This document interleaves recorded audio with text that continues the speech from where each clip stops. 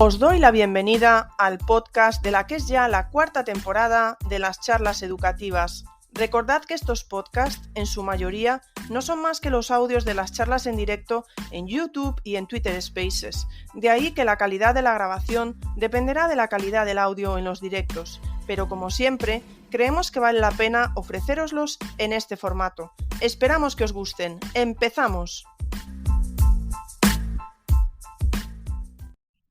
Buenas tardes, os damos la bienvenida un domingo más al Space de vuestras charlas educativas.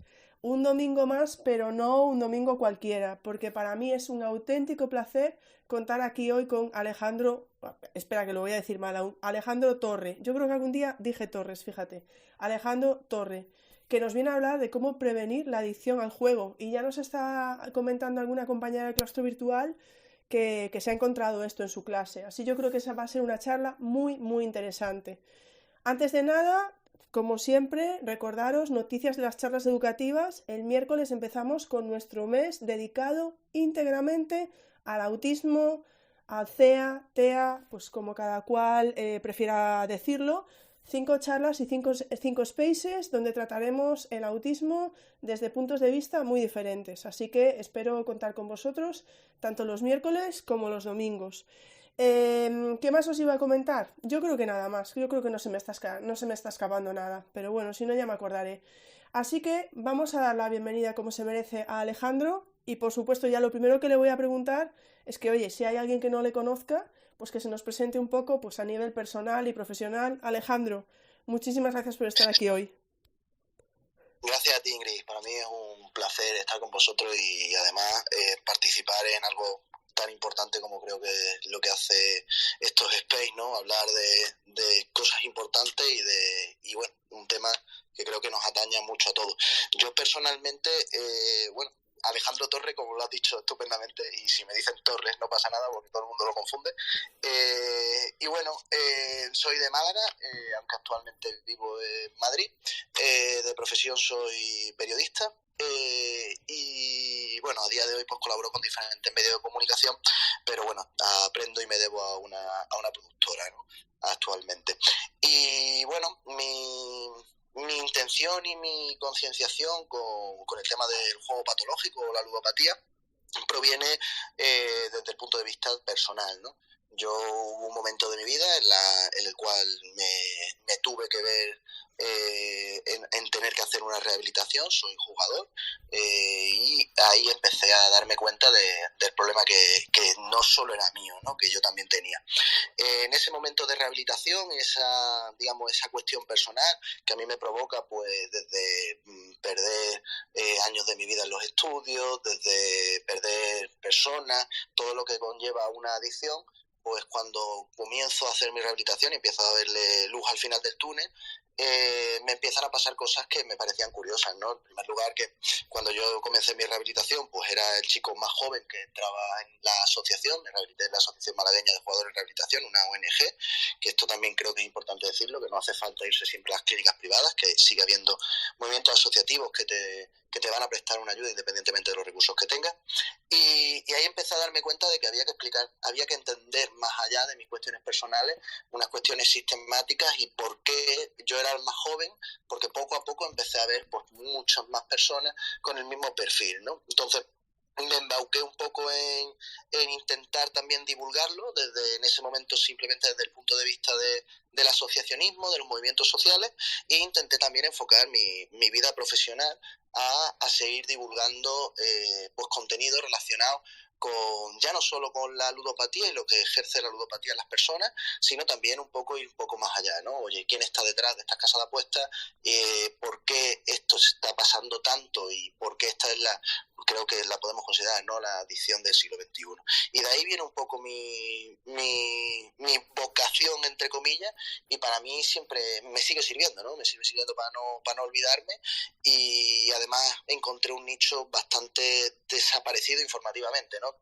Ahora parece que todo el mundo sabemos la problemática que radica el juego, pero bueno, hay muchas cosas que aún pues están por descubrir, ¿no? Pero bueno, hay básicamente eso, sintetizando mucho.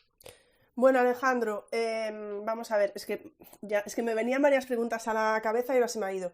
Te has definido, por ejemplo, una cosa que me ha venido a la cabeza, te has definido como jugador. Esto es como cuando un alcohólico dice que es alcohólico, como que siempre tienes que tenerlo en cuenta y tener cuidado con ello. Yo creo que sí, yo creo que la ludopatía es una enfermedad y las enfermedades son para toda la vida. De ahí la importancia de hacer una rehabilitación, de ahí la importancia de no olvidarse, ¿no? Es algo que creo que hay que dejarlo claro. La ludopatía no se cura, la ludopatía se rehabilita, la ludopatía se para, se puede vivir perfectamente sin necesidad de jugar, se puede vivir y tener una vida plena en esa libertad que quizás te roban este tipo de enfermedades, pero obviamente creo que es muy importante, sobre todo para quien lo padecemos, no olvidarnos de que sí, obviamente es para toda la vida y es verdad que a veces este concepto puede causar un estigma, pero quien tenga esos estigmas pues es ignorante también de lo que puede repercutir una rehabilitación y de lo que puede repercutir pues, por poder hacer una vida sin juego, ¿no? Yo siempre he dicho lo mismo, ¿no? Al principio uno deja de jugar porque no puede, porque empieza una rehabilitación, no puede, ya sabe que no puede seguir con esa vida.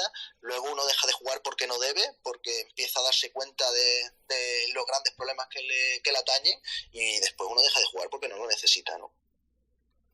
Pues bueno, muy bien, yo creo que me lo has comentado claramente. Es que me viene a la cabeza, no puedo evitarlo, ¿no? Me viene a la cabeza y yo ya es cuando entro a decir cosas que a lo mejor no debo, y si es así me disculpáis porque no quiero comparar ningún tipo de adicción entre sí, pero ahora mismo estaba pensando, pues, eh, lo voy a decir, en gente que tiene, por ejemplo, problemas con la comida, si tienes problemas con el alcohol, tienes problemas con el juego, que la sociedad no nos ayuda mucho en ese sentido, ¿verdad? Porque estamos rodeados por todas partes de todo se celebra comiendo, todo se celebra bebiendo, el juego está a nuestro alrededor. Yo lo dejo ahí como reflexión, ¿no? Pero parece que nuestro sentido de la diversión, etcétera, siempre está asociada a determinadas cosas. No sé, lo dejo ahí sobre la mesa, Alejandro. No sé si quieres decir algo, a lo mejor es un poco tonto lo que estoy diciendo.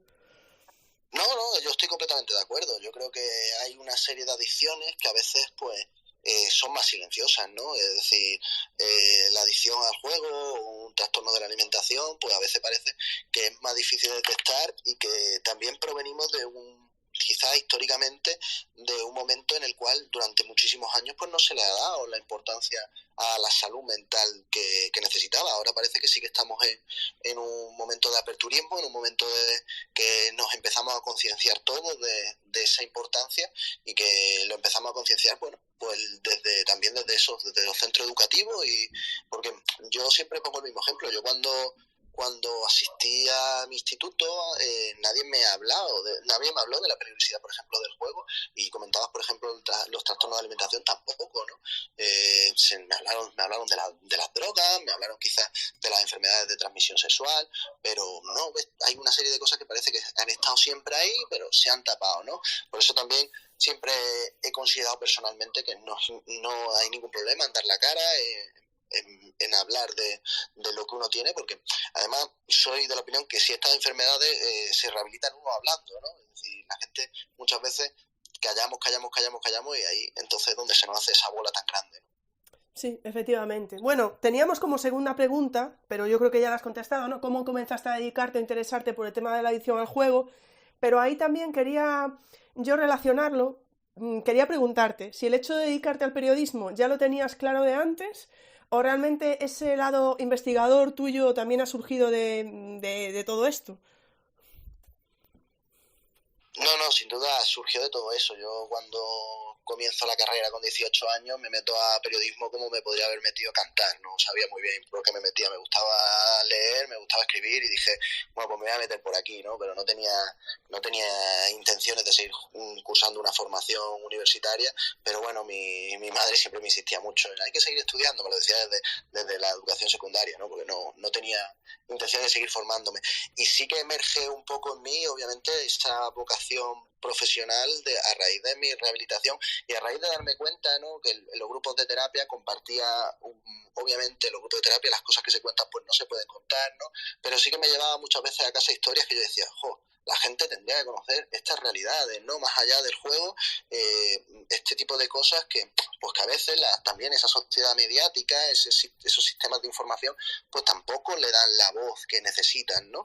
Y bueno, de ahí sí, creo que proviene mi vocación y de ahí también proviene el intentar empezar a acercarnos a los centros educativos. Comenzamos en su día a realizar diferentes charlas mediante una plataforma que generamos en Málaga, que se llama Málaga contra las casas de apuestas, donde intentábamos dar cobertura vecinal a las personas que tenían problemas con los salones de juegos, ¿no? Desde pues asesoramiento jurídico cuando le iban a abrir una casa de apuestas debajo de su casa y se encontraban en contra, a asesoramiento de derivarlos a personas donde tuviesen que hacer ese tratamiento, ¿no?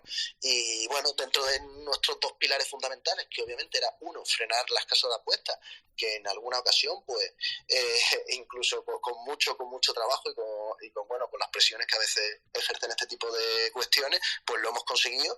Y por otro lado, dar charlas en los colegios, acercar el problema realmente a la gente que ahora mismo lo tiene, ¿no? Que son realmente los jóvenes, que a día de hoy España es una sociedad juvenil jugadora, ¿no? Y es brutal, pero bueno, ahí están los datos, ¿no? Efectivamente, sí, sí. Estoy completamente de acuerdo con lo que dices y bueno, cómo has definido ahora mismo, ¿no? Has dicho sociedad juvenil jugadora, ¿verdad? Creo que has dicho esas palabras, ¿eh? Ahora se me ha ido un poco, pero Sí, exacto. sí. Bueno, vamos a seguir. ¿Cuándo podemos considerar que una persona se adicta al juego? Bueno, yo aquí hablo un poco, yo seguro que hay psicólogos y si nos está escuchando alguien seguro que lo explica mucho mejor que yo, ¿no?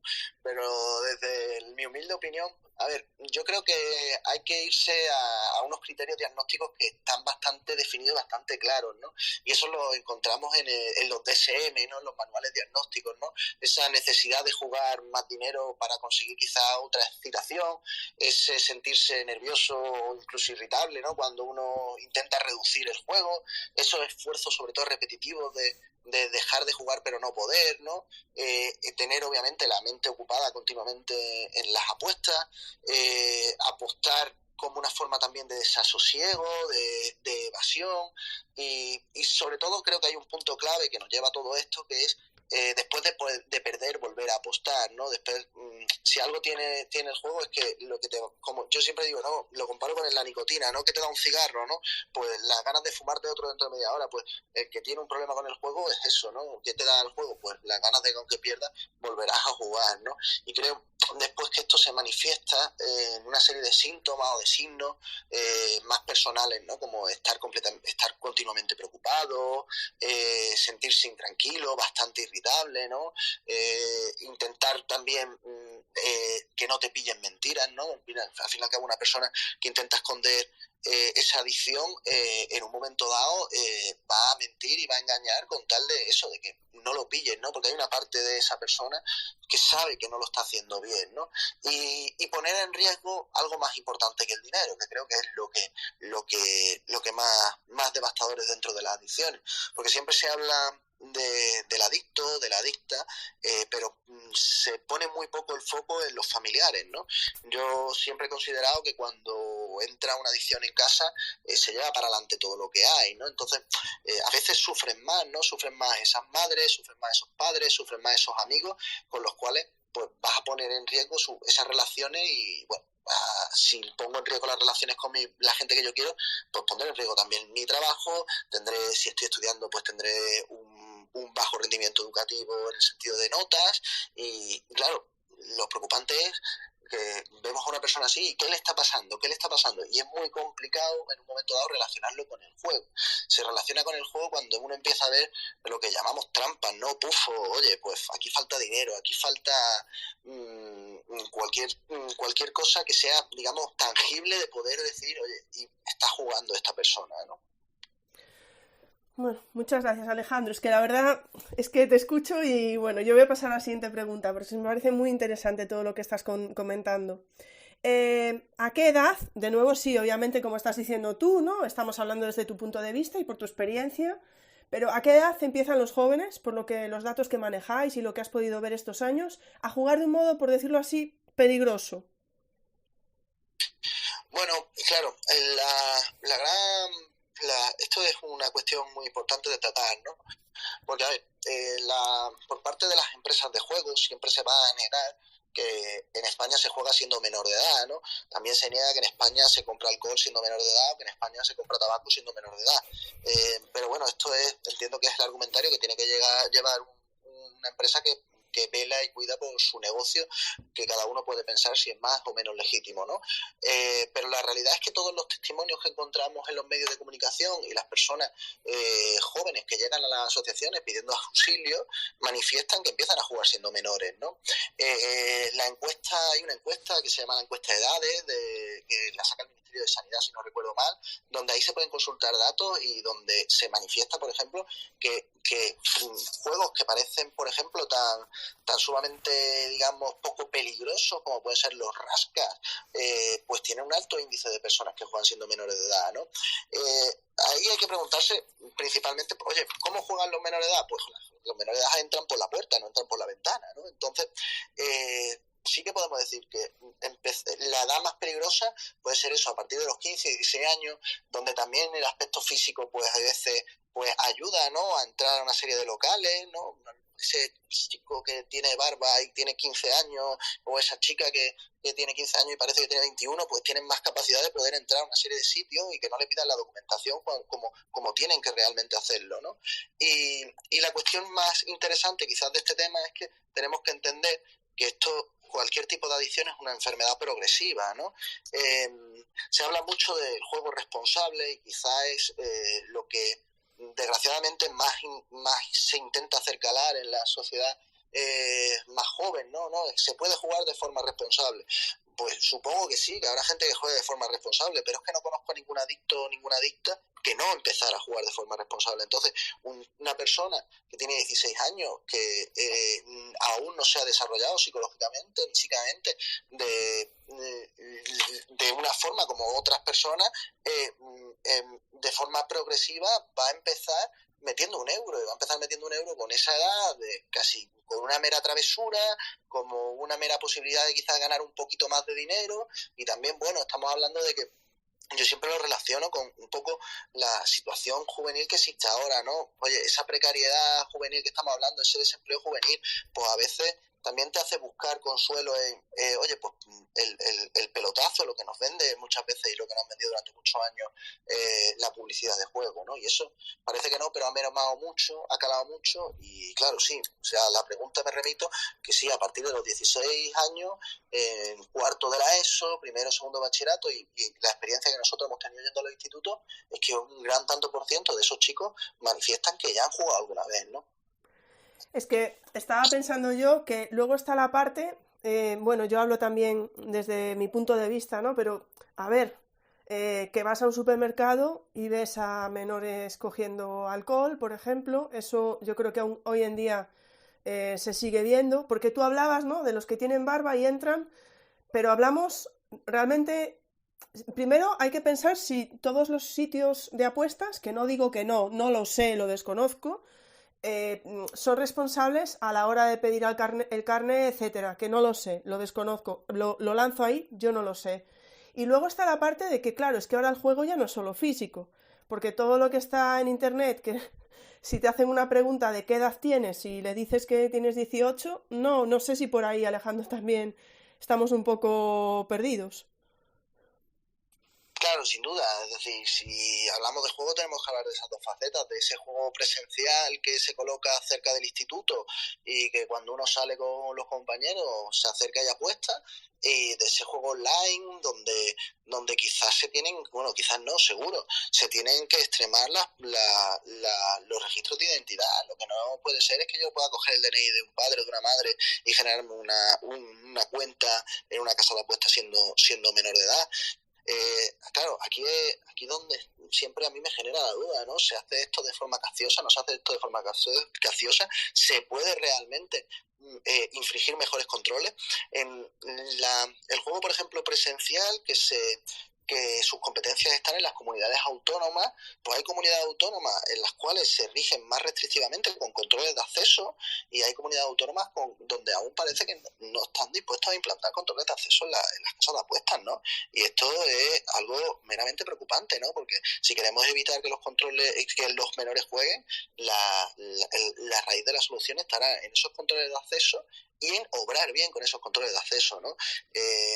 Yo siempre digo lo mismo, yo veo los datos sobre todo por parte de la Brigada Inspectora de la Policía Nacional que se dedica a juego, que se llama UDEF, y bueno, veo datos que no se corresponden a la realidad que después vemos o hemos visto en los institutos, ¿no? Porque claro, solo el que busca encuentra y ahí me voy a quedar mejor.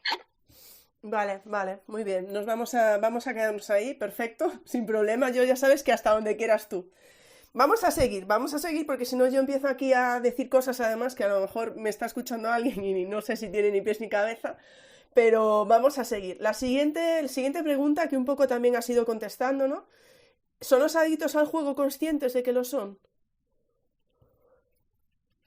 Yo creo que lo más fastidioso de este tipo de enfermedades es que uno se autoengaña muchísimo, ¿no? Uno en un momento dado va a darse cuenta, ¿no?, de que realmente tiene un problema, pero de darme cuenta a reconocerlo creo que es un gran paso, ¿no? Yo siempre distingo y he distinguido entre lo que es la resignación y lo que es la aceptación, ¿no? Cuando uno empieza a darse cuenta de que hace cosas que no debe, pero sigue haciéndolo, se encuentra resignado, ¿no? Si algo creo que roba las adicciones es la libertad de poder decidir, ¿no? Es una persona que en ese momento no se encuentra libre, ¿no? Entonces se resigna y durante unos años, y por desgracia personas que para toda la vida pues no son capaces por diferentes motivos de dar ese paso adelante y aceptarlo, ¿no? Y cuando uno lo acepta es cuando ya sí creo que uno es completamente consciente de que tiene un problema. Mira, yo ahí me lo voy a llevar al ámbito personal. Yo la primera vez que a mí me dijo en una asociación que yo lo que tenía era una enfermedad, pues yo no me lo creí, porque yo no tenía fiebre, yo pensaba que yo era una persona que no era buena, que era mala y que hacía daño. Pero ¿cómo iba a estar yo enfermo, no? Que iba a ser esto una enfermedad, ¿no? Entonces, creo que en ese darse cuenta, pues se confluyen muchos ingredientes muy importantes, como es la pedagogía, como es la capacidad de encontrar a alguien que te lo explique bien, porque es duro, ¿no? Es difícil que una persona que algo le está fastidiando la vida, pero que aún así no puede dejarlo, de ese paso adelante. Pero siempre me gusta pensar que cualquier persona tiene ese momento en el cual uno viene y despierta, ¿no? Yo muchas veces pues mantengo siempre contacto con compañeros con los que hice la rehabilitación, ¿no? Y siempre sale la frase, ¿no?, de ¿por qué no vine antes, no? ¿Por qué no lo hice antes? Bueno, pues no lo sabemos, nunca lo vamos a saber, no era el momento, ¿no? Y el momento ha sido pues ¿no? Pero hay una parte, yo creo que, por lo menos en mi caso personal, de irte a dormir y saber que, oye, que no lo estás haciendo bien, ¿no? Bueno, están saliendo preguntas con el hashtag de las charlas educativas, que sepáis que las estoy recopilando. Recordad todos que podéis comentar dentro del space, pero que si queréis que pasemos las preguntas a Alejandro, pues no os olvidéis de poner el hashtag de las charlas educativas, porque como solo tengo aquí 2 manos, pues no me da para revisar más cosas a la vez. Sabéis que tengo mis limitaciones, así que por eso, pero sí que estoy recogiendo vuestras preguntas. Voy a seguir con unas preguntas nuestras que tenemos, porque algunas de las vuestras también se solapan, y luego me paso a las vuestras. Vamos a una pregunta bastante importante, bueno, como todas, pero me refiero que creo que puede ser interesante también para los que están escuchando, que es ¿cómo debemos actuar si creemos que alguien que conocemos es adicto al juego? Claro, aquí hay un gran debate, ¿no? Porque hay las dos posturas, ¿no? La persona que lo dice de forma drástica y, oye, y señala con el dedo acusador, oye, tú eres adicto al juego y porque quiero ayudarte, y a veces eso pues provoca un rechazo absoluto hacia la persona que recibe el mensaje y lo que hacemos es ralentizar quizás el tratamiento. Yo lo que creo es que hay que tener mucha sensibilidad, mucha mano izquierda, a veces esperar. También la persona que se da cuenta no siempre tiene que esperar que tenga que haber un cambio, ¿no? Es decir, hay veces que uno le dice algo a alguien y esa persona, pues no, lo hablábamos antes de los momentos, ¿no? No llega a su momento. Pero creo que lo que sí que podemos tener claro es cuando una persona lo acepta, que qué debemos hacer, ¿no? Eso sí lo tenemos claro. Cuando en vez de cuando es la persona que tiene el agente adictivo el que pide auxilio, ¿no? Para mí es de extrema importancia comenzar una rehabilitación, ¿no? Acudir a un sitio donde se te brinde lo que tú vas necesitando, ¿no? Que en primer lugar es conocer también a gente que está pasando lo mismo que tú, ¿no?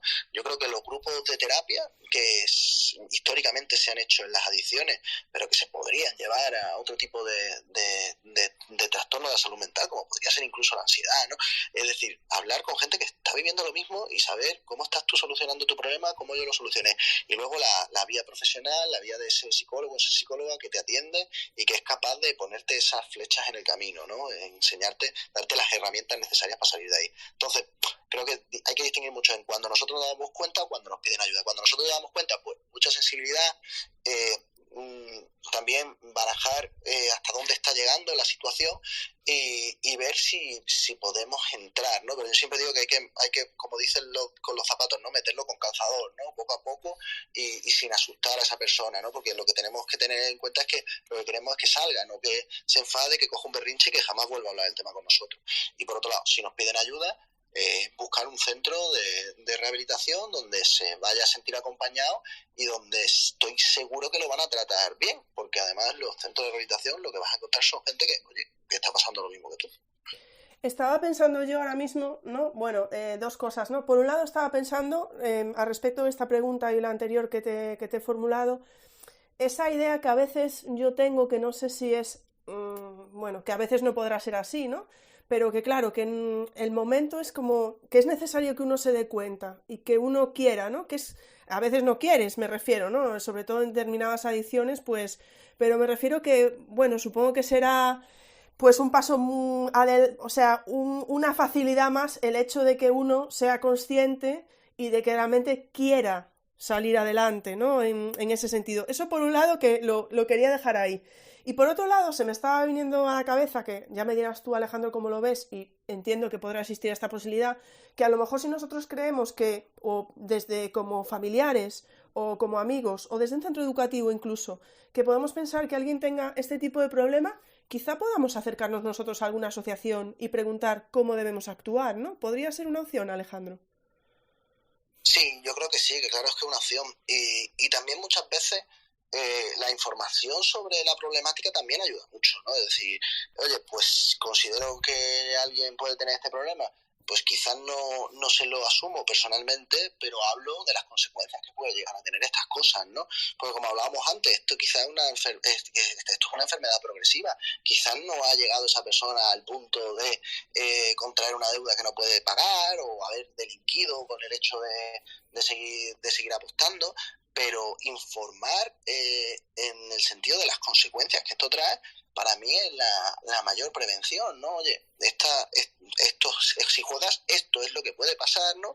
Y es la misma historia, pero con diferentes personajes, ¿no? El final es siempre el mismo, ¿no? A veces con sus diferencias, ¿no? Porque no en el punto de vista económico, para mí está igual de fastidiado una persona que solo tiene 10 euros y se gasta 10 euros que una persona que tiene 500 y se gasta 500. Para mí no hay niveles dentro de la adicción, pero informar de las consecuencias de hasta dónde puede llegar esto, ¿no? Y eso creo que también muchas veces hace despertar a decir, vale, pues yo no quiero llegar a verme así, ¿no? Efectivamente, sí. Bueno, yo creo que hemos contestado un poco, pero a ver qué me dices. De todas maneras, te la formulo. ¿Cómo puedes, perdón, ¿se puede salir solo de una edición así? Bueno, esto es un debate, ¿no? Porque ahora hay muchas personas que son, bueno, gurús, como yo digo, de adicción y que se dan golpe en el pecho y te dicen, pues yo salí solo, tuve problemas con el juego y tal. Bueno, yo creo que lo importante es hacer una rehabilitación, porque considero que detrás de las adicciones hay algo, ¿no? Es decir, nadie elige ser adicto, algo que la gente pues a veces no comprende. Yo no elijo fastidiarme la vida, por lo que entiendo que si hago una rehabilitación voy a tener la posibilidad de descubrir qué esconde detrás, ¿no? ¿no? ¿Qué es lo que tapa mi adicción? ¿Por qué me evado del juego? ¿A qué no soy en ese momento capaz de enfrentarme? O, bueno, yo creo que en ese sentido es la importancia de hacer una rehabilitación. Esto es como el alcohólico que no va a tratamiento y cierra la botella y tapa la botella. Pues bueno, pues quizás ha tapado siempre la botella, pero quizás tiene una serie de actitudes o tiene una serie de formas de entender la vida que las hubiera tratado mucho mejor haciendo una rehabilitación. Porque las rehabilitaciones, por regla general, no solo se basan en dejar de jugar y darte unas herramientas para dejar de jugar. Suelen ser, van por distintos niveles. En primer lugar, esa abstinencia, ¿no? Y después esa capacidad de esas actitudes que tienes ante la vida. El jugador también se transforma, ¿no? Se vuelve una persona, pues como hablábamos antes, en ese momento de juego activo, pues mentirosa, a veces prepotente, a veces, pues bueno, eso tienes una serie de efectos intrínsecos que quizás pues pueden mejorar, ¿no? Quien quiera dejar de jugar y haya sido capaz de dejar de jugar sin rehabilitación, pues me alegro muchísimo. Es decir, a mí como si se rehabilita rezándole al Che Guevara, me da igual, pero creo que es muy importante porque las adicciones esconden algo detrás y esa ayuda psicológica, ese acompañamiento, pues va a hacer que uno se sienta mucho mejor. Sí, bueno, yo coincido totalmente contigo, además en lo que dices de que suelen esconder algo detrás. Y bueno, luego está la frase esa de yo controlo. Esa frase, ¿verdad? Que se suele escuchar mucho también. Bueno, mira, si te parece, sí, Didi, Alejandro. No, que estoy de acuerdo con el yo controlo, ese seco de autoengaño y de a mí eso no me va a pasar, pero bueno, que lo que tú decías, que al final es una cuestión de también, algo que creo que es también importante es la autoestima, ¿no? Es decir, eso si uno no va a una rehabilitación, pues quizás no es capaz de encontrar esa autoestima que necesita y, oye, y que hacer una rehabilitación al final es un proceso duro. Y hacer una rehabilitación también siempre te vas a tener en la cabeza, oye, que yo me tiro muchos años haciendo esto para salir, porque, no sé, creo que da un instinto de refuerzo aún más fuerte y que las personas que hacen una rehabilitación deben de tener muchas menos probabilidades de volver a caer. Sí, estoy de acuerdo. Bueno, voy a parar aquí las preguntas que tenemos y te voy a hacer algunas de las preguntas que están haciendo aquí nuestros compañeros. Yo soy así, te voy a lanzar tres porque creo que van conectadas y luego me lo dices tú, ¿vale? Yo creo que se conectan. Porque tenemos aquí a Cristian Negre. Bueno, Cristian, mira, yo voy a decir tu nombre nada más, porque da igual cuántas veces diga tu apellido, que bueno, da igual. Tenemos aquí a Cristian que dice, ¿vale? A ver si esto lo conoces. Dice, ¿hasta qué punto las mecánicas del cofre secreto con premio aleatorio que incorporan algunos videojuegos y que han sido denunciadas crees que influyen en esta juventud que citabas? No sé si conoces esto, Alejandro. Sí, además creo que me parece una pregunta muy acertada. Lo que se refiere a Christian, entiendo que son los lootboxes, entiendo, es un problema, ¿no? Hay conceptos que se llaman, lo que estamos viendo por ejemplo, en el ámbito de los videojuegos es como tragaperras, la tragaperración, podemos llamarlo, de el juego, digamos, más inocente, ¿no? Estas cajas cofres, es un estímulo de refuerzo al fin y al cabo, ¿no? Yo por mediación de un dinero, pues consigo un cofre, consigo una carta, yo no soy un entendido de los videojuegos, pero algo entiendo de lo de los boxers, porque es un tema que me interesó mucho, porque para mí, en mi opinión, es criar cantera, ¿no? Es hacer de una persona ya dependiente de llegar a conseguir una serie de estímulos mediante la compra de algo, ¿no? Y para mí funcionan igual que una tragaperra en un bar, ¿no? Y eso me parece que no está hecho de forma, digamos, azarosa, que está hecha de forma estratégica y que si a Cristian le interesa ese tema, yo le invito a que mire quiénes son las empresas que hacen eso y quiénes son las empresas que están detrás del juego. Bueno, justo de ese mismo tema nos preguntaba Ana, creo que más o menos lo has contestado, porque Ana decía, ¿se puede extrapolar esa adicción al juego con dinero por medio a la adicción a los videojuegos? ¿Se nutren mutuamente? Porque esos videojuegos a veces llevan emparejados grandes desembolsos de dinero para la mejora del avatar, para tener potenciadores. Sí, además me alegra que hablemos del tema de los videojuegos porque se asume siempre al ludópata como simplemente una persona que es adicto a los juegos, digamos, meramente de azar, ¿no? No, un ludópata es también adicto a los videojuegos, ¿no? Ya vemos muchos casos de chicos jóvenes adictos a los videojuegos, unos videojuegos diseñados completamente para generar un aislamiento en la persona y tener una conciencia de socialización dentro de la red que no se asemeja en ningún momento a lo que es la realidad del día a día, ¿no? Y el adicto a videojuegos tiene los mismos síntomas que ese adicto a esas casas de apuestas, ¿no? Tiene también esa preocupación por seguir jugando, esa irritabilidad de que es capaz, yo qué sé, de que tú le apagues la consola y gritarle muy posiblemente a lo que más quiera, ¿no? Que sea su madre, que sea su padre. Entonces, claro que se puede comparar, extrapolar, y para mí es lo mismo, ¿no? Y es mi forma de entender, es la forma de entender de criar cantera y de empezar a tener a nuestra juventud pues ciertamente acostumbrado a una serie de estímulos que no los podemos parar. Creo que eso también va muy de la mano de un sistema que muchas veces pues tiene la capacidad de aprovecharse de esas necesidades humanas y que hay la necesidad de regularlo, la necesidad de cuando una persona juega un videojuego, controlar las horas a las que juega, la cantidad de horas que echa y bueno, tener mucho y extremar el cuidado con esos videojuegos que parecen tan inofensivos pero que no lo son, vaya. Y dejemos al margen también otra cosa que la hablaríamos aquí si estuviera Pablo Duchement, nuestro compañero, porque a veces los videojuegos hay que tener cuidado, por ejemplo, creo cuando son, que tampoco yo sé mucho de videojuegos, pero si no, Cristian, por aquí otros compañeros que me corrijan, pero creo que también hay que tener cuidado, por ejemplo, con el hecho de con quién juegas online, ya nos meteríamos en otros temas, ¿no? Pero creo que también están ahí, no lo sé, ¿eh? No tengo yo la seguridad, pero bueno, ya lo digo por otros temas que no tengan que ver con la adicción al juego. Pero Cristian hace otra pregunta y dice, ¿crees que dejar de llamarlo jugar para decir apostar podría ayudar a los adolescentes a diferenciar los conceptos? Podría llamarlo, sí, podría ayudar a diferenciar los conceptos. El problema que a día de hoy tenemos, que para mí me parece el más grave, es que hace 10 años hablabas de apostar y la palabra apostar estaba muy estigmatizada. Tú decías ludópata y te imaginabas a una persona con una edad de 60 años tomándose un carajillo enfrente de una tragaperra en el bar de tu barrio, y ahora por mediación de la publicidad de esas casas de apuestas que tú andas por la calle y las ves tan glamurosas, se ha vuelto algo cool, algo guay, algo que la gente no se esconde, ¿no? Entonces, quizá llamar a apostar, a coger una carta en el FIFA, a comprar una carta en algún tipo de videojuego, hay que llamarlo, pues sí, es apostar, es invertir un dinero para intentar recibir algo a cambio de forma azarosa. Para mí sí es una apuesta, ¿no?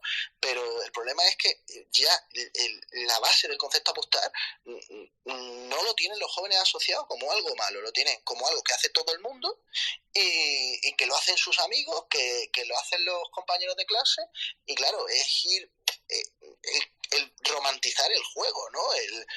Al final, bueno, ya ahora el tema de la publicidad está regulada de unas 5 de la mañana a raíz del decreto del Ministerio de Consumo, pero bueno, que a partir de unas 5 de la mañana los podemos ver y no es muy difícil ver a quién van dirigidos, ¿no? Como después de ver a alguien triunfador, que te lo anuncia Cristiano Ronaldo, que te lo anuncia un personaje público, un actor, pues claro, ¿cómo vamos a ver algo malo de eso si muchas veces son nuestros propios ídolos quienes han anunciado juegos, ¿no? Y apuestas. Uf, ahí habría mucho de qué hablar, porque parece que es que a veces, no sé, a mí me da la sensación que como que no tenemos límite a la hora de querer ganar dinero. Y ya no me refiero por las apuestas, ¿no? Me refiero por anunciar determinadas cosas que a lo mejor, claro, pues supongo que les ofrecerá muchísimo dinero por anunciarlas y bueno, quizá habría que pensar en algún momento decir que no, ¿no? A ciertas publicidades. No lo sé, Alejandro, quizá esto sea como muy utópico, ¿no? Ya hoy en día. Bueno, pero llevas toda la razón, creo que sí, y no son palabras muy pequeñas, pero que significan cosas muy grandes, ¿no? Y ahí hay también referentes que se han negado, ¿no?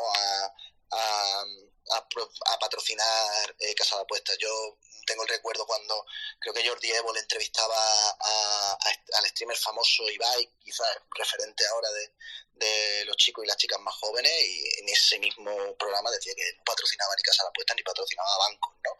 ¿Por qué? Pues él tendría sus motivos personales por lo que no lo hiciese, ¿no?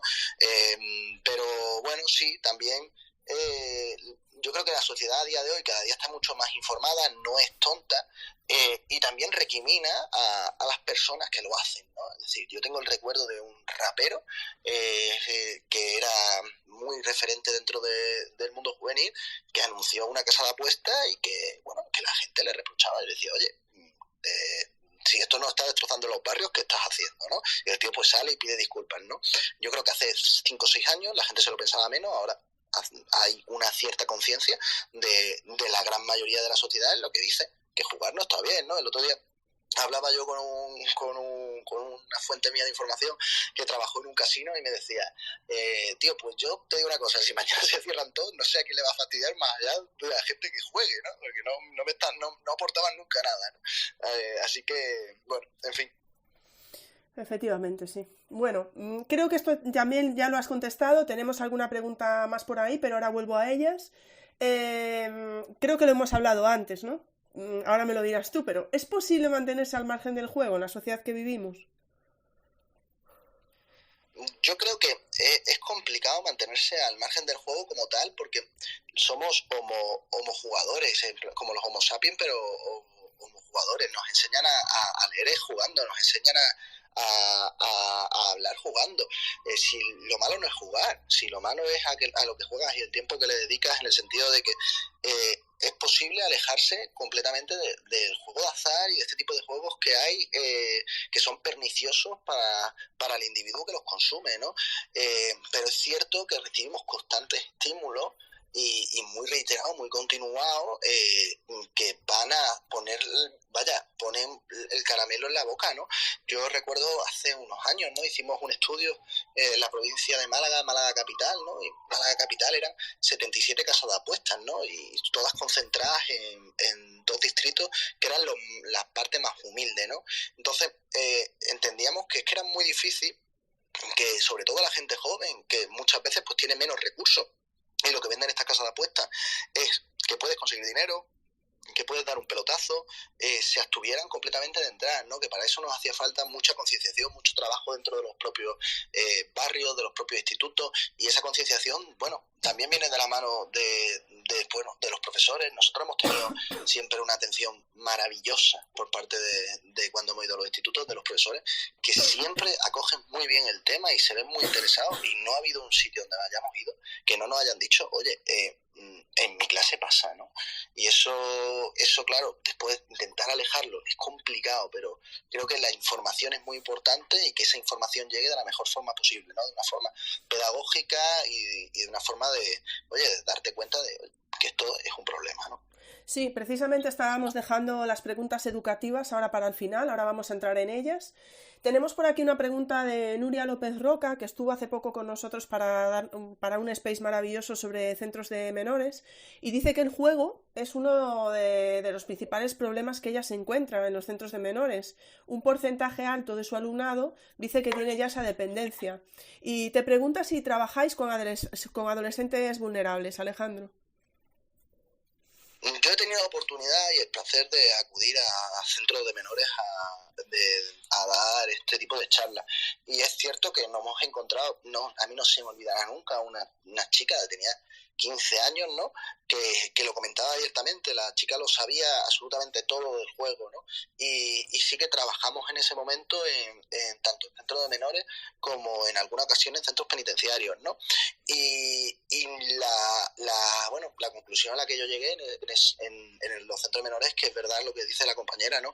Que notamos mucho pues esa, digamos, aceptación completa dentro del juego, nosotros muchas veces, pues, cuando terminamos las charlas, pues pasamos una serie de encuestas para hacer pues nuestros estudios internos, ver en qué podemos mejorar, ver qué cala más o qué no cala más, ¿no? Y lo que teníamos muy claro, y a veces lo asociábamos, es que no era lo mismo ir a un instituto o a un centro más pudiente, donde en una zona quizás pues más acomodada, que en los sitios con necesidades, los denomina personas vulnerables, ¿no? Pues sí, parece que esto del juego pues cala más en la gente que más lo necesita, ¿no? Sí, efectivamente, como siempre, siempre los mismos, en fin, para todo. Nos pregunta Ana, bueno, yo creo que es una pregunta un poco reflexión, ¿no? Porque dice, la publicidad explícita estará regulada, pero en los juegos en la tablet, restringidos por edad, si salen anuncios de otros juegos en los que se pueden comprar mejoras, incluso juegos tipo bingos o de cartas apostando, ¿quién regula eso? Estoy completamente de acuerdo. Aquí hay un fallo donde nosotros tenemos que ser críticos como sociedad civil a simplemente tenemos un decreto que regula esa publicidad de unas 5 de la mañana y que se nos escapan muchísimas cosas, que hay que trabajar muchísimo. A mí muchas veces, mira, desde el punto del periodismo me han tachado muchas veces de falta de rigor y por ser más crítico, ¿no?, de la cuenta. Pero es que a mí me parece lo que dice igual lo que dice ella, ¿no?, que es que este tipo de cosas se nos escapan, no sabemos muy bien por qué no se le mete mano a este tipo de situaciones y claro, y hay publicidad encubierta. Bueno, yo tengo el recuerdo del primer año el año pasado, ¿no?, cuando se prohíbe esa publicidad de unas 5 de la mañana, de ver anuncios en los campos de fútbol que ponían slot.com, y no es que era, como no se jugaba a juego real, podían ponerlo, ¿no?, pero era la misma empresa, ¿no? Pues claro, eso al fin y al cabo pues va mermando en la conciencia de las personas que se encuentran ahí, claro, en las tablets, en anuncios, incluso empezamos a tener constancia de un fenómeno que existe, que son las llamadas telefónicas a personas ofreciéndole una serie de cuestiones, una serie de ofertas, ¿no? Y esto ¿quién lo controla? Pues ahí lo que tenemos que hacer es ser muy críticos con el legislador y decirle que no nos vale con esto, que creemos que hay que empujar y que creemos que esto se nos ha ido de las manos, ¿no? Luego sí que es cierto que, claro, el legislador te dice que es que esto es muy complicado, que estos son lobbies, que esto tal, pero bueno, por lo menos después que no nos demos golpes en el pecho en decir que esto está solucionado, porque esto no está solucionado, esto no acaba ni empezar, ¿no? Es que bueno, ya es que lo de de la 1 a las 5 de la mañana, si tenemos en cuenta determinadas edades, a la 1 aún están delante de la tele. Eso, vamos, bueno, si es que ven la tele, ¿no? Porque me refiero ahora con las plataformas y tal, pero me refiero que a la 1 de la mañana hay muchísimos programas que echan en la tele que los ve la juventud y que acaban a las 2 de la mañana, por ejemplo. Estoy pensando, ¿no?, en algunos determinados. Entonces, bueno, ya. Y es que luego, lo otro es que estamos hablando. Es como todo lo que pasa en Internet. ¿Quién controla Internet? ¿Cómo se controla? Ahí es muy complicado, ¿no? Sí, es complicado, pero bueno, también es decir, también está esa parte también de inspección que tiene la Dirección General de Juego. La Dirección General de Juego también tiene un canal de denuncias en el cual cuando tú ves algo que es fraudulento o que incumple el decreto, una persona como persona lo puede denunciar, y creo que ese trabajo, por desgracia, no lo tenemos que hacer la ciudadanía, las personas, porque pues parece que, no sé, yo siempre he considerado que detrás del juego pues hay muchos intereses, hay muchísimo dinero, y eso es una realidad, que es un mercado turbio, y eso no lo digo yo, eso hay que tirar de hemeroteca, ¿no?, y saber para qué se creó el juego y qué se hace con el juego muchas veces, y que hay que por parte de nosotros presionar y decir, oye, que no estamos satisfechos, no conformarnos con esos pasos, que muy bien, que son pequeños pasos, que hay que aceptarlos, pero que por mi punto de vista tenemos la necesidad como sociedad de seguir empujando, de que tanto esa parte, digamos, empresarial note ese aire en el cogote de que no se nos olvida lo que está pasando, y el legislador, ¿no?, el legislador que no debe de parar nunca cuando hay que poner encima la dignidad humana por encima de los intereses económicos. También creo que ahí las federaciones de jugadores también tienen que asumir críticas que son, digamos, el lobby social que también tiene que presionar al legislador. El problema que yo encuentro aquí es que es muy difícil presionar al legislador cuando uno recibe fondos o recibe dinero de que no debe. Sí, efectivamente. Bueno, teníamos por aquí otra pregunta de Cristian que nos decía, en una casa de apuestas o delante de una tragaperra se apuesta, no se juega. Jugar es una actividad que acostumbra a ser sana. ¿Crees que esto tiene sentido? Bueno, no comprendo muy bien la pregunta de Cristian. Bu- Supongo que viene enlazada con lo anterior, ¿no? Con lo de jugar, apostar, ¿no? Sí, yo creo que, bueno, si no, Cristian, ahora que nos lo aclare, yo creo que viene un poco como que se está haciendo una diferenciación, porque obviamente, pues como decías tú, desde pequeño se juega, no tiene por qué ser negativo, se puede aprender jugando, etcétera, pero claro, digámoslo así, ¿cómo establecemos esa frontera? O no lo sé, no sé si va por ahí, Cristian, ¿eh? Sí, sí, supongo que va la pregunta por ahí y estoy de acuerdo, ¿no? Sí, pero me remito a lo mismo que decía al principio, ¿no? Jugar esa actividad, claro, jugar un partido de fútbol, ¿qué tiene de malo, no? Jugar un partido de fútbol, no es lo mismo jugar al fútbol que apostar por el fútbol, ¿no? Estoy completamente de acuerdo. El problema es que repetía con la primera pregunta es cuando el sinónimo de apostar lo hemos asociado a algo que no está mal, ahí quizás también está el chip de la cuestión, ¿no? Sí, efectivamente. Bueno, vamos a pasar al lado educativo y para todos los docentes que están por aquí también, ¿qué podemos hacer desde los centros educativos para prevenir este tipo de adicciones? Eh, Perdona, Ingrid, que se me ha cortado justamente, disculpa. No te preocupes, decía que ¿qué podemos hacer desde los centros educativos para prevenir este tipo de adicciones, Alejandro? Pues Ingrid, yo considero que sobre todo echar mano de las asociaciones que muchas veces se prestan a acudir a los sitios. Creo que es muy importante la prevención. Yo conocí a un docente, tío fabuloso, que me comentaba que una vez al año, por lo menos en su horario de tutoría, lo dedicaba a hablar de la problemática del juego. Pero la experiencia que nosotros también hemos tenido es que los chicos, las chicas, cuando nos escuchan, se quedan mucho con los testimonios personales, ¿no? El que llegue alguien y le cuente su vida, sus sentimientos, tienen una capacidad impresionante de empatizar. Yo me he sentido mucho menos juzgado en el instituto por los estudiantes que en otros sitios cuando he hablado, ¿no? Y tienen esa capacidad madurativa de poder empatizar con la situación que tiene el de delante, ¿no? Entonces, dedicarles tiempo en el sentido de eso, de hablar de esas consecuencias y de que si hay ciertas colaboraciones, que las hay entre los movimientos asociacionistas, que siempre se pueda acudir, ¿no? Y hay gente que se presta, ¿no?, a contar su testimonio, a contarlo obviamente adaptado dependiendo del curso y dependiendo de a quién te vas a dirigir, y creo que eso es muy importante. Y creo también que es muy importante y que sepamos quién va a nuestros institutos a dar las charlas, ¿no? Yo aquí no quiero profundizar mucho, y si el que le interese un poco más, puede googlear el diario La Marea, el proyecto FES, que es un proyecto de charla en institutos en diferentes comunidades autónomas financiados por la propia patronal de juego. Entonces, mucho cuidado con quién viene a hablarnos de juego, porque quizás nos viene a hablar de juego responsable, no de no jugar.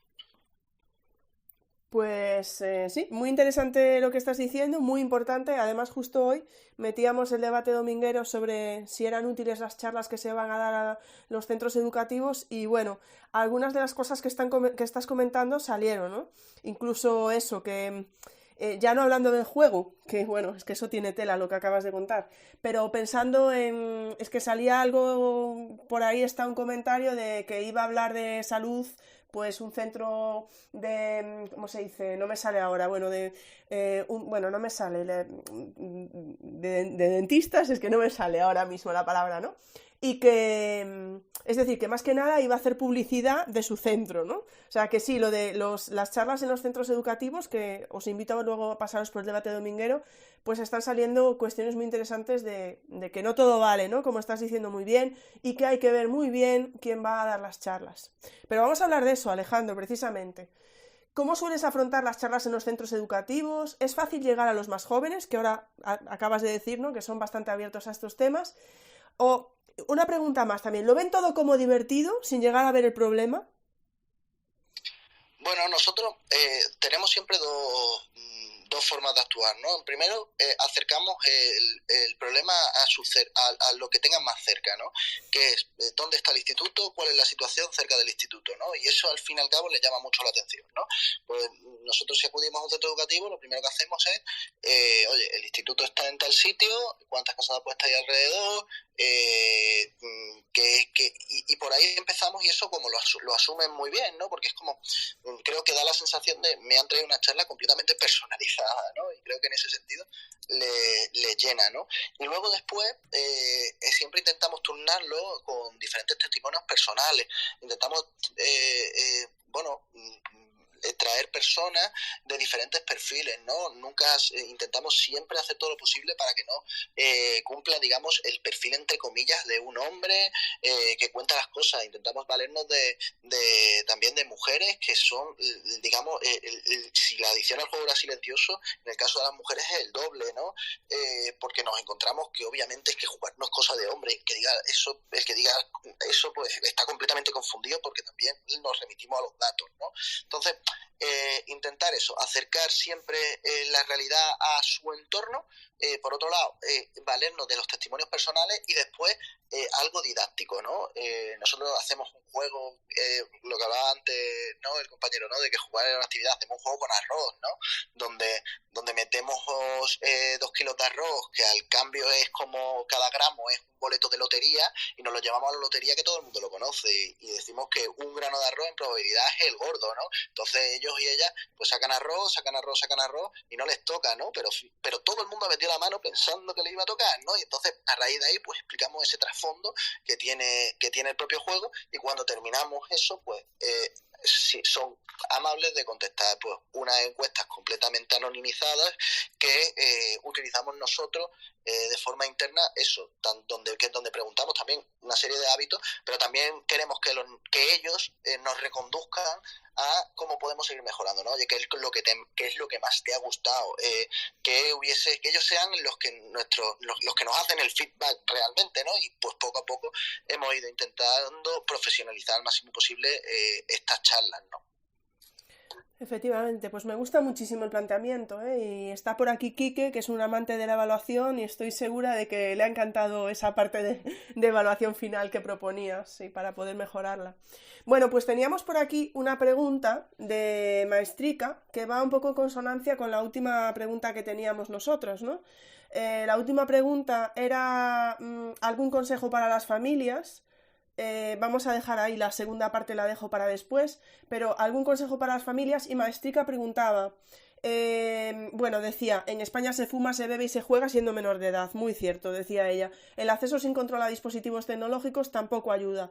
¿Qué podemos hacer como padres y como docentes para concienciar sobre el riesgo a tener una adicción? O sea, que nos podemos ir por ahí, a la parte familiar también. Sí, claro, la parte familiar tiene unas connotaciones muy importantes, ¿no? Porque lo hablábamos al principio, ¿no? La familia realmente es la que más sufre, ¿no? Es la que sin haber jugado el juego también le quita todo, ¿no?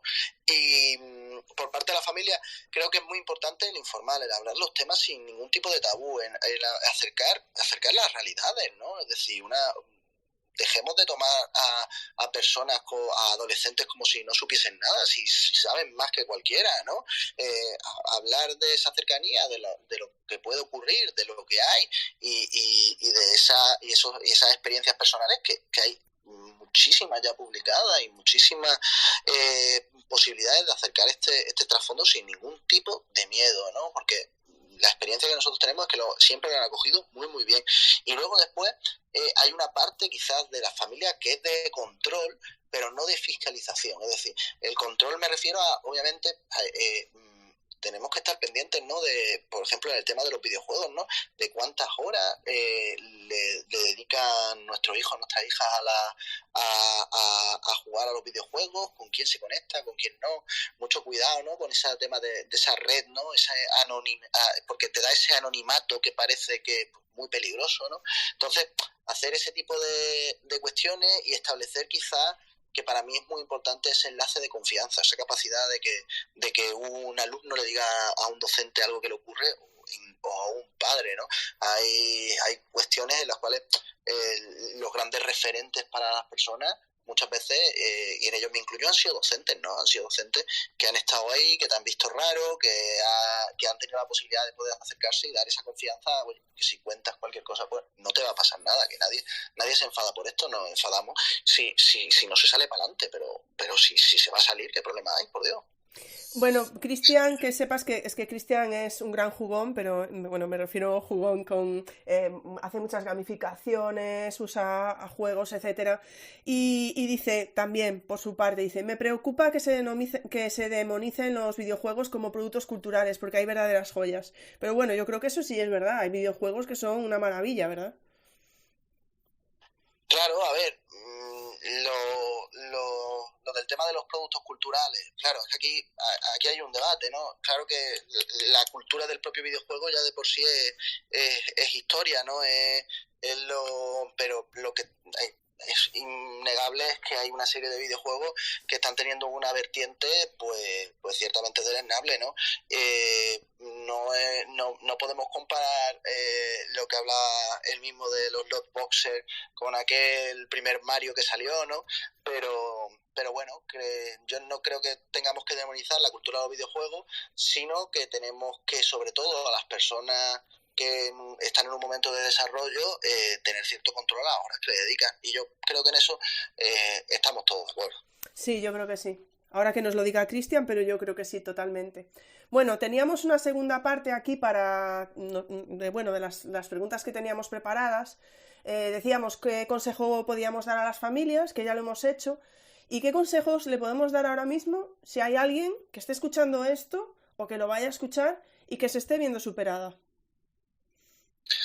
Pues yo creo que lo más importante es decir que tiene salida, ¿no? Que en mi opinión, cuando uno tiene una adicción, la tienes como una venda que se te pone en los ojos y no te deja ver más allá, ¿no? Entonces, escuchar a alguien decir que tiene salida, que uno lo puede parar y que independientemente de las mochilas que arrastre, pues que con mucho esmero, muy poco a poco, pues se pueden solucionar, ¿no?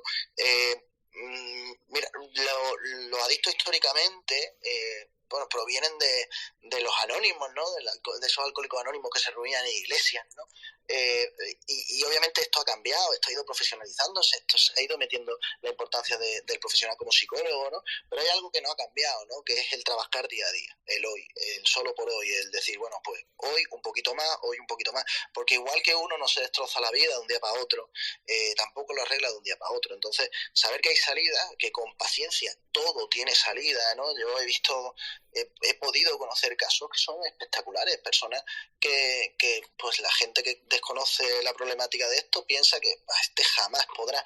Pues sí, todo el mundo puede, ¿no? Es una mezcla de querer, de que sea tu momento, de encontrar el sitio que realmente te puedan prestar la ayuda que necesitas y de ponerle muchas ganas, ¿no? Porque creo que todo el mundo tiene esa capacidad, la capacidad de poder salir, aunque por desgracia haya gente que nunca llega a encontrarse con ella, pero tenerla tienen dentro. Pues bueno, nos queda aquí una pregunta que hace maestra Lu, que pronto va a estar por aquí en un space también, bueno, y ya ha estado en otros. Dice, sabemos que la dopamina que produce jugar y más aún el ganar lo hace muy adictivo. Dice, ¿qué actividades recomiendas para el día a día que puedan disminuir la ansiedad del juego? Bueno, yo creo que como en cualquier otro, bueno, como en otros trastornos, ¿no? Esa dopamina, esa serotonina se puede equilibrar también a la realización de ejercicios físicos, ¿no? Si uno está haciendo pues una rehabilitación, pues quizás es mejor no hacer ejercicios físicos que requieran una competición, una necesidad de ganar, pero bueno, siempre está, y además el juego es la única enfermedad que se rehabilita sin dinero, así que a echar a correr, ¿no? Como yo digo, ¿no? A intentar, obviamente, buscar esa forma de evasión en esas actividades. Sé que no es lo mismo levantar 4 pesas, salir a correr que ponerse a leer, pero los momentos en los que uno está haciendo una rehabilitación también es un gran momento para encontrar cosas que pensaba que nunca te iban a gustar y al final te terminan gustando, ¿no? Hay que buscar de alguna manera otras aficiones, ¿no? Digámoslo así.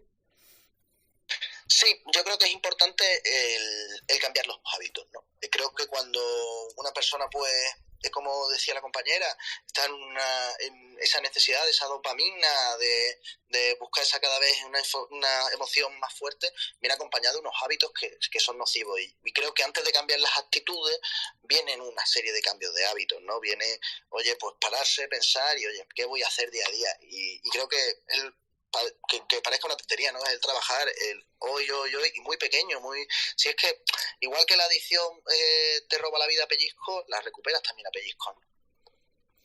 Pues bueno, yo creo que con ese recuperar la vida a pellizcos, como no hay más preguntas ahora mismo, creo que lo podemos dejar aquí, Alejandro. Que sepas que con el hashtag de las charlas educativas tienes un montón de comentarios que si te apetece puedes verlos. Creo que no se me ha pasado nada por ahí. Así que si te parece, bueno, ya sabes que tenemos pendiente, no hemos podido salir en Telegram, así que lo dejamos pendiente para un miércoles ahí, para que te vengas a una charla. A mí me ha parecido una charla interesantísima. Otra pregunta que te voy a hacer yo, Alejandro. Si ahora mismo los docentes que estuvieran por aquí quisieran a alguien para darles una charla sobre adicción al juego, por ejemplo, ¿vosotros las dais online o mejor que vayan a su zona concreta? Bueno, nosotros en aquel momento estábamos en Málaga y en Málaga sigue habiendo compañeros que seguramente se dedican a eso. Seguramente no, que se dedican a ello, ¿no? Sobre todo la parte de asociaciones, ¿no? Yo creo que acudir a las asociaciones más cercanas y preguntar. Mi experiencia es que no suelen negarse, que suelen ser bastante, se suelen mostrar bastante receptivos ante la necesidad de tener que ir a los institutos, porque en mi opinión para eso están, ¿no? Y para eso son voluntarios, ¿no? Es cierto que nuestra entidad en la cual nosotros hacíamos desde la plataforma, nosotros no hemos cobrado nunca las charlas, no hemos ido a los institutos nunca cobrando ni un duro, porque considerábamos que lo que nos dieron gratis teníamos que devolverlo gratis, ¿no? Entonces ya no sé cómo irán el resto. Nosotros, por nuestra parte, siempre que nos han invitado a un sitio, con la agenda más o menos apretada dependiendo de cómo estuviéramos, hemos acudido de forma altruista. El resto no lo sé, pero acudir a las asociaciones y preguntar, que quizás pues seguro que hay más gente que hace lo mismo. Pues muchísimas gracias, Alejandro. Lo dicho, a mí me ha parecido una charla muy interesante, muy necesaria. Muchísimas gracias a todo el claustro virtual que nos ha acompañado, todos los comentarios que, como te dije, están dejando con el hashtag de las charlas educativas. Y por mi parte, Alejandro, si queréis conocer más a Alejandro todavía, hay por ahí un podcast que ha hecho hace unos años con Madresfera, que fue como yo lo conocí. Y es un podcast buenísimo donde podéis seguir conociéndolo también si os apetece. Y por mi parte, yo creo que nada más, Alejandro. Si te parece, lo dejamos aquí. Muchísimas gracias de corazón por haber venido hoy. Nada, gracias a ti, Ingrid, por invitarme, que ha sido completamente un placer y acercar esto a realmente donde está el interés, que es en estas charlas educativas, y por la labor que hacéis todos los profesores, ¿no? Que en mi opinión para mí es una profesión frustrada, así que ¿qué os voy a decir? Pues oye, Alejandro, que estás a tiempo. Aquí siempre te apoyaremos desde el claustro virtual, o sea que estás a tiempo, estoy segura. Así que cuando quieras ya sabes dónde nos tienes, también para apoyarte en ese nuevo camino si te apetece en algún momento. Muchísimas gracias, Alejandro. Gracias a ti, Ingrid, un abrazo. Muchísimas gracias, claustro virtual, y hasta el miércoles si queréis, empezamos a hablar de autismo. Un abrazo muy grande, chao, chao.